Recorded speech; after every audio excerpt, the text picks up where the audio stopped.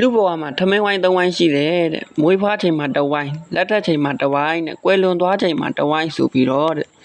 ပထမတစ်ဝိုင်းမှာတဲ့မင်းမစားတတ်သေးဘူးတဲ့ဒုတိယတစ်ဝိုင်းမှာမင်းစားဖို့အချိန်မရှိဘူးတဲ့တတိယတစ်ဝိုင်းမှာကြတော့သူများတွေကမင်းကိုစားသွားကြတယ်တဲ့ဘဝဆိုတာနေရမရက်တရက်တရက်ပိုနဲလာတာတဲ့ပတ်စံရှိရင်ကောင်းကောင်းမွန်မွန်နေလိုက်ပါတဲ့ပတ်စံမရှိရင်တော့စိတ်ဆန်းတအောင်နေတတ်ဖို့အရေးကြီးတယ်တချို့ကပြောတယ်ဟဲ့ကောင်ဒါလေးသွားလို့ရှိသွား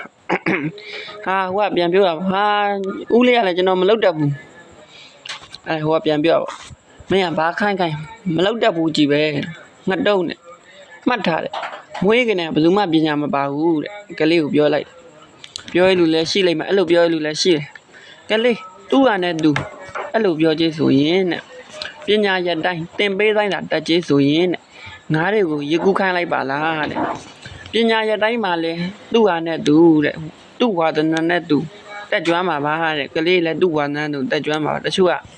နှိမ်တတ်ကြတယ်တဲ့ပညာမတတ်ဘူးလို့တချို့ကပြောကြသေးတယ်တဲ့ကျောင်းမတက်ရင်ကလေးကချေပဲလို့ပြောသေးတယ်တဲ့ဒီတော့တဲ့မေးပြရစီအောင်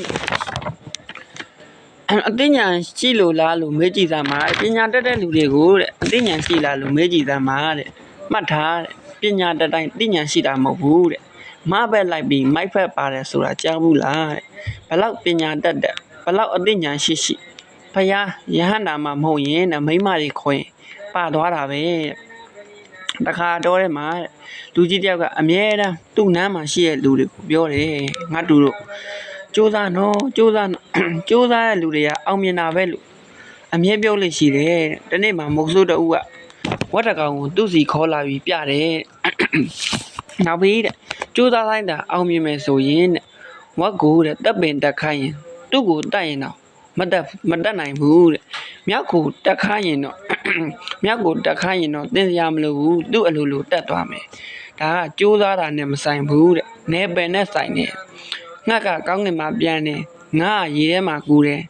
နေပယ်မှရင်ကြောက်မြက်နေပယ်မှရင်ကြောက်ခဲပါတဲ့ဒါကြောင့်ဘသူ့ကိုမှအားကြမနေနဲ့လောကကြီးကမျှတာတယ်လူတိုင်းမှာကိုယ်နေပယ်နဲ့ကိုရှိတယ်တဲ့အဓိကရှာတွေ့ဖို့ပဲလိုတယ်တဲ့